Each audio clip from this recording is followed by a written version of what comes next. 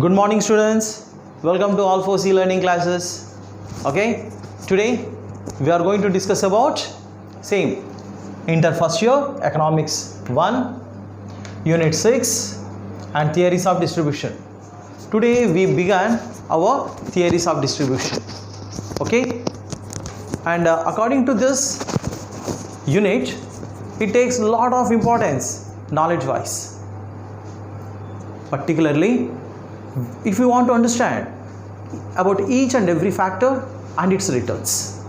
Why a factor returns are higher, why some factors returns are lower, why some people earns more, why some people earns less, why someone working so hard but getting less amount, why some people are sitting cool and getting a lot of income.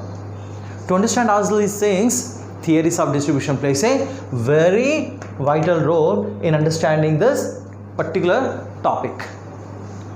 In this theories of distribution, we discuss about all 4 factors and their returns in detail.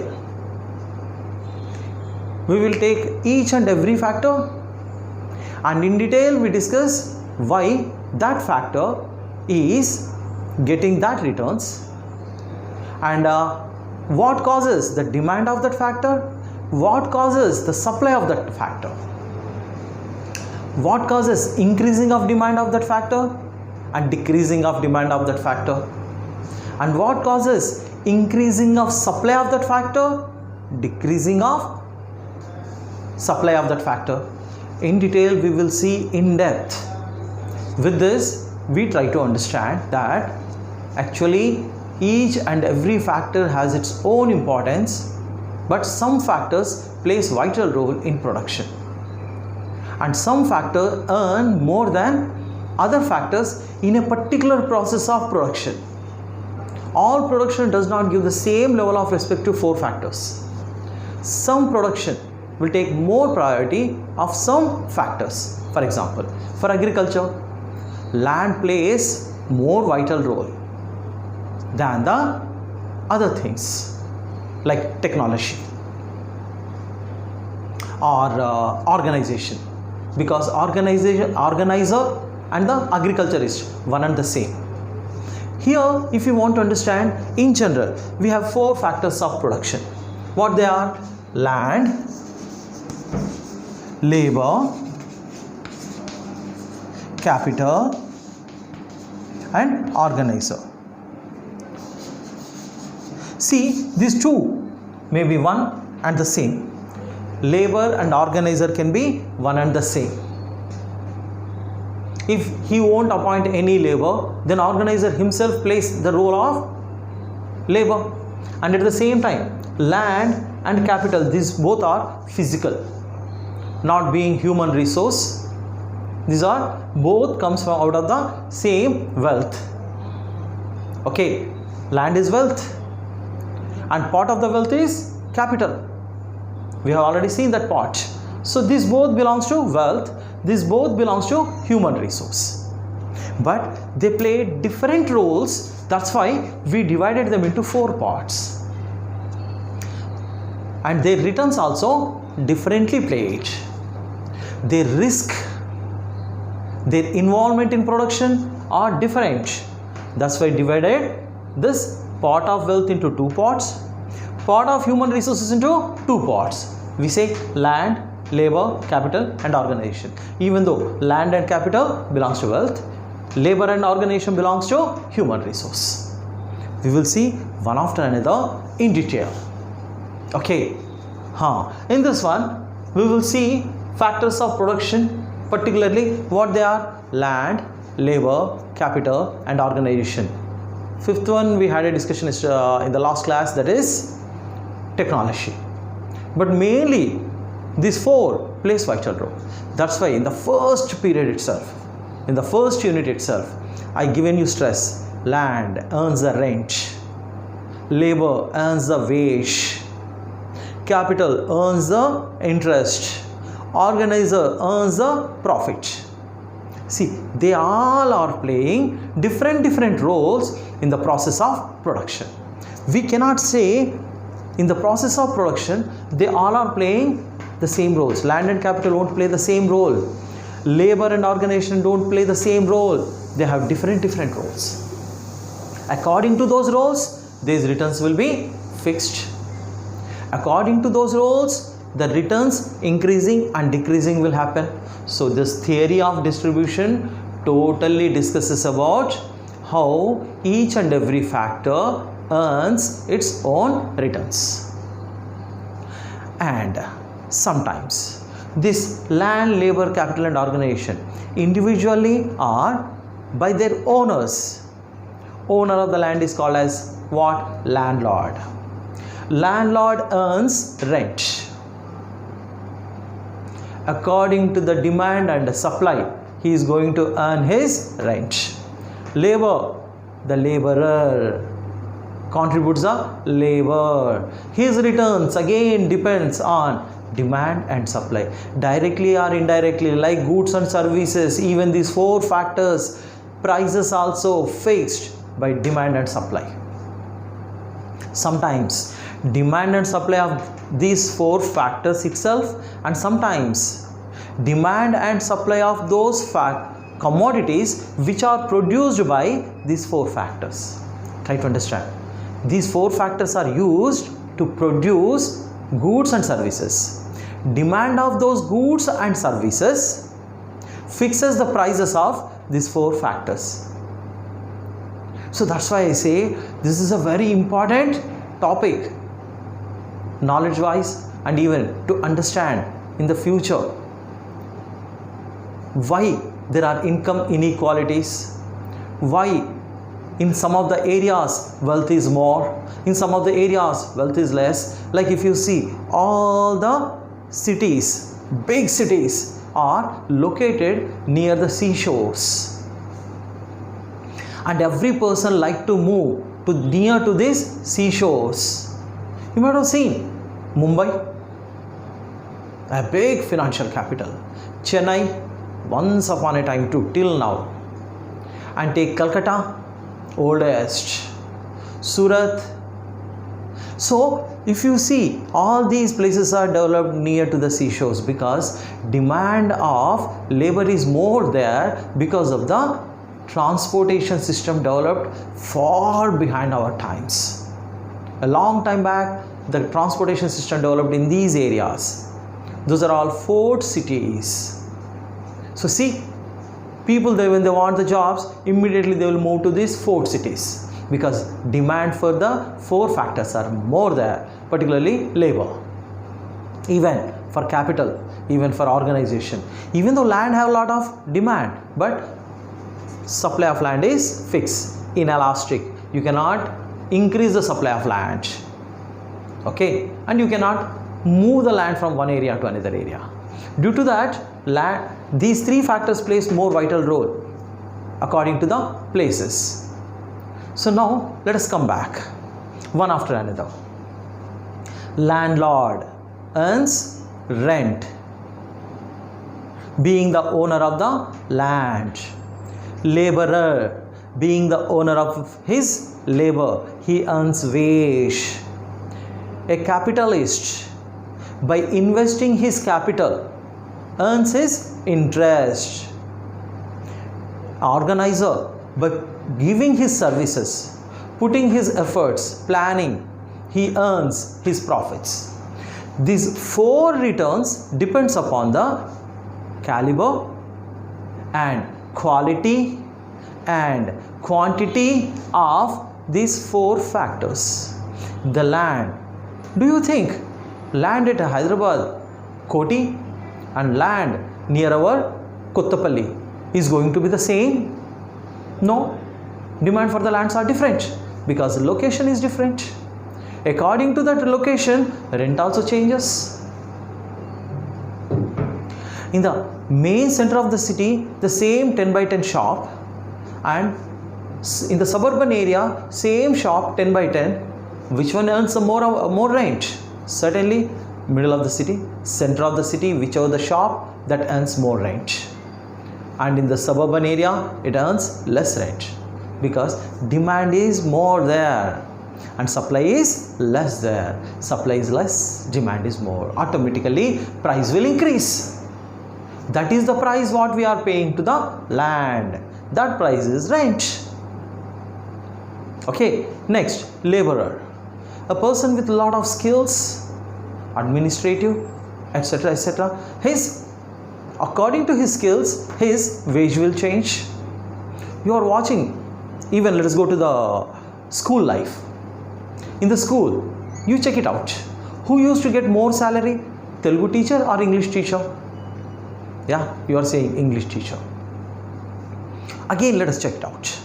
Who earns more salary? English teacher or mathematics teacher?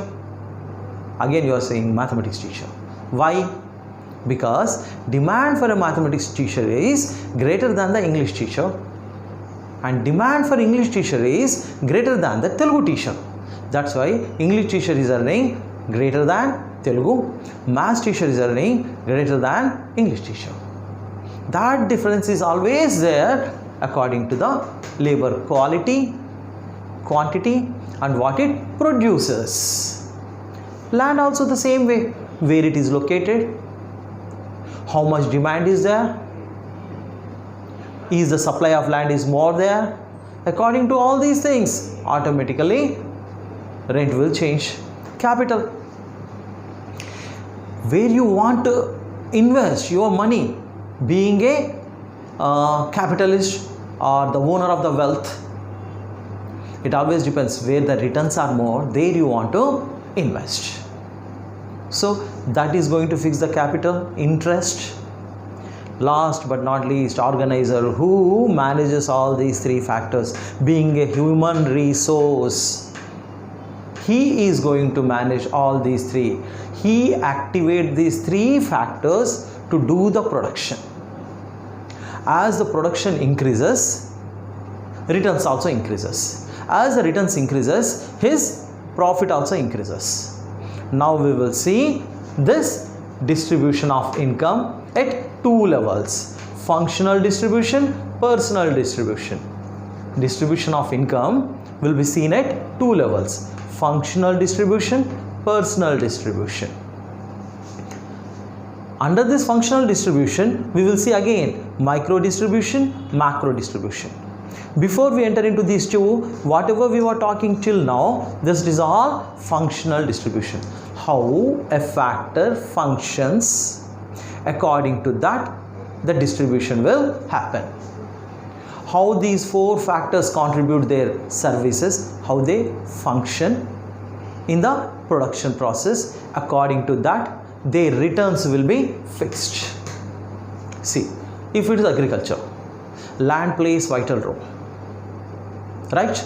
Next, importance goes to labor.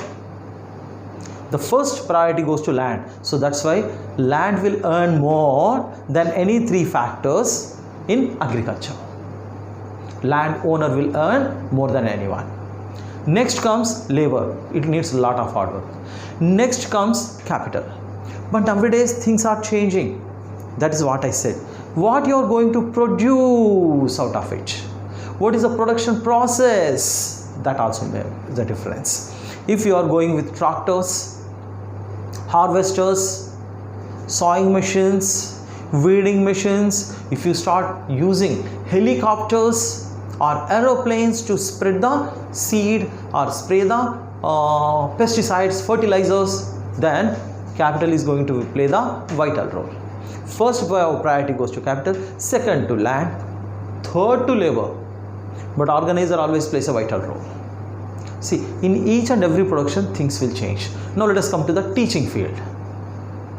See, in teaching field, who plays the vital role out of these three? Actually, it is labor, the teachers, who selling their experience, their knowledge, their efforts, their hard work, they plays a vital role. But here what happens? If the technology develops, things again start changing its output. Labor, who is a teacher here, he is playing a vital role. But nowadays if you go to big cities like Bangalore, etc., etc., land is going to play the vital role, because that school is supposed to be in the middle of the town or middle of the city. it takes a lot of rent. So automatically if you are paying more rent, the organizer is paying more rent to the land, he will pay less to the labor. But really, who works? Land or teacher? Teacher works more. But still, if you want to put that school in the middle of the city, then you have to pay more rent. Then see, what you are going to produce and where you are going to produce, that makes all the difference. That is all the discussion of functional distribution. Which factor is functioning more? You take software line. Labor plays vital role, because software is not done by only by putting the money. It has to be done by the software engineers. He's a laborer. He's selling his labor and earning his wage. There, land does not play the vital role, but laborer and capital, because you need all ultra modern technology with the best systems, everything. This plays more important. But whatever plays out of these three, whichever the role, but organizer plays very important role than these three factors. So that's why we need to see and understand how their roles will be changed. Now we will see in the functional distribution there are two types: micro distribution, macro distribution. In detail, in the future classes, we will discuss how these four plays what type of role in what type of production, how their wages increases, rent increase, interest increase, profit increase or decrease, why we should pay organizer the profit. All those things we will discuss in the next classes within this theories of distribution. Okay, here micro distribution is how the returns will be distributed to each and every individual factor. That is micro distribution. We are not going in total. In total, we will take land, one piece of land, how much it will be paid, why it is paid. That is micro. You know, in the first chapter itself we discussed, when we discuss 1/1,000,000th of pot, then we will call it micro distribution. Then what is macro distribution? Macro distribution belongs to the discussion of in total. Out of total national income, how much is paid for the land?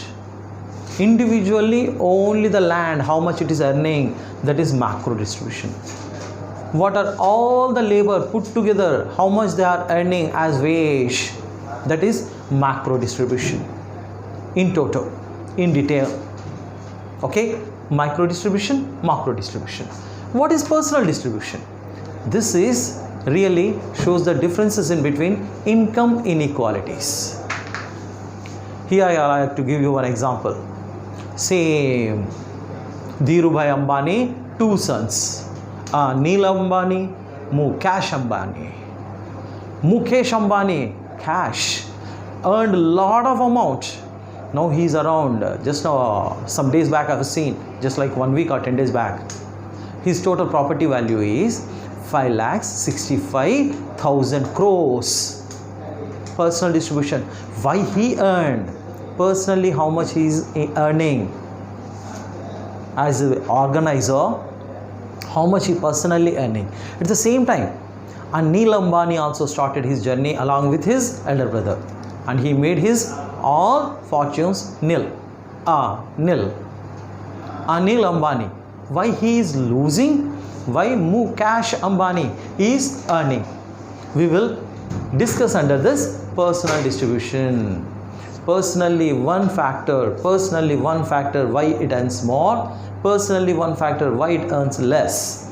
Punjab agriculturists, Punjab lands, they earn a lot because of water facility, fertile soil. For thousands of years, it is fertile soil and water. Due to that, agriculturist is a very wealthy person in Punjab. When you come to Telangana, total story is different. Now, this personal distribution gives us an idea why all these things are happening. Now we will see definitions of factor prices. Determination of factor prices. What determines the factor price? Here we will see determinants of factor price. Each and every factor, 4 factors, their prices depends on what? depends on the goods demand. See what type of good that factor is manufacturing or producing, and what is the demand of that particular good. That decides factor price. If the land is producing, let us say, sugar cane, what is the demand of sugar decides the land rent. You got it? If it is producing wheat, what is the demand for that wheat decides the demand of that land. Okay, next let us see price of the factor.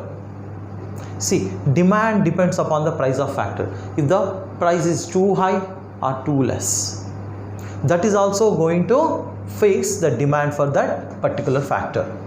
Okay, third, price of the other factors. See, out of these 4 factors, one factor price depends upon another factor's prices. If these factors prices increasing, automatically this factor price also starts increasing. So in that way, prices of other factors also decides factors demand as well as its price. Next, technology also determines the factor price. See, labor, all of a sudden technology changed. Now everything can be produced with the help of machines. Then the demand for labor decreased. If the demand for labor decreases, automatically its price also decreases. Here price means wage. You know, in information technology, particularly in the call center line, things are changing. They don't want any labor anymore. They can manage the things with the help of computers. If you ask a question, automatically recorded question answers will be given to you. And previously where 100 people are working to receive the calls, now only 10 people are working. 90 people work is replaced by the recorded answers. As you ask the question, they will give you the answer through the recorded answers. If recorded answer is not there, then out of those 10 people, 1 will attend your call. Means technology changed, 90 people, demand disappeared, and their prices also disappeared. That is the technology. And demand for factor. Okay, technology also determines demand for factor. Returns to scale. This is a important one. We have seen in the market analysis. No, sorry, in the production analysis. Returns to scale. Variable proportions return to scale. If the returns to the increasing of labor is more, it is increasing return to scale, IRS, then demand will be more and prices will be more. If more labor is appointed, more capital is appointed, production is increasing returns to scale, then the returns for those 2 factors will be more. If it is constant, then there is no demand for the labor. Automatically the returns will be constant. If the returns to scale starts diminishing returns to scale, then what happens? Automatically demand for labor and capital will disappear, and their demand also disappears. So always returns to scales also determine the demand for factors. When the demand decreases, price of factor also decreases. If demand for the factor increases, price for the factor also increases. This is determination of factor prices. 5 reasons, 5 determinants we have seen depends on the goods which it produces. Okay, goods demand which it produces, price of the factor, that particular factor, prices of the other factors. Technology also determines demand for a factor and returns to scales also. Now we will see determinants of supply of the factor of production. Determinants of supply of factor. This is all about demand. Here we will see supply. In which case supply increases, in which case supply decreases. Size of the population. If population is increasing, supply of labor is increasing, obviously. Then automatically when supply increases, in contrary, price decreases. And not only size of the population, whether they are educated or not, whether they are skillful or not, everything matters. More educated people, more supply of educated people population increases, automatically the demand for that particular factor starts decreasing. Mobility of factors, if factors are ready to move from one area to another area, that mobility is going to change the supply. If people are not ready to move from one area to another area, like most of the population is fixed in the land, that is in the agriculture, they don't want to move to any new place. Due to that, mobility of factors, labor is not happening. If it happens, automatically people will start moving from agriculture to industrial segment. Demand for the labor in agriculture will increase and their prices also increases. So with this, supply will change. If moves, supply decreases. If they don't move, stick to the only agriculture, then supply increases. Next, efficiency of factors of production. Certainly, this is what we discussed at the beginning itself. Who earns more, Telugu teacher or maths teacher? Efficiency. In that, again, a maths teacher who can teach you only in mother tongue, and a maths teacher who can teach you mother tongue as well as in English. Who earns more? Who got more efficiency? Who got more spoken English skills? So these are all matters. Next, geography. Geographical conditions. Yeah, if you go to this Seven Sisters, Tripura, Meghalaya, Nagaland, it is all hilly area. Geographically, it is a very backward area.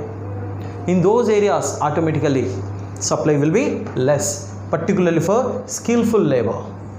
Okay. Next, price of the factor. If price of the factor is more, supply will be more. If price of the factor is less, supply will be less.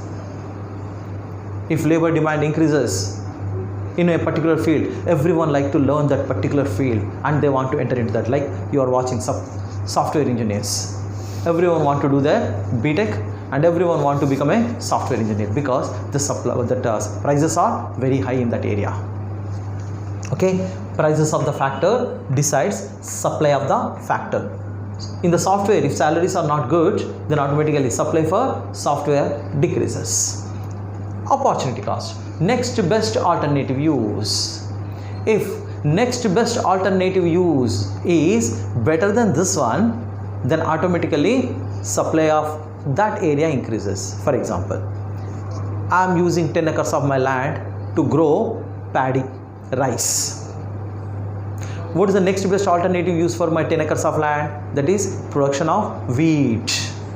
Okay, if wheat is my opportunity cost, next best alternative use, and the price for wheat increased, then automatically what I do?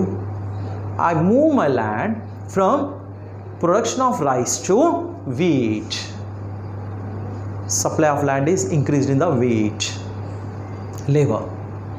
I am teaching economics.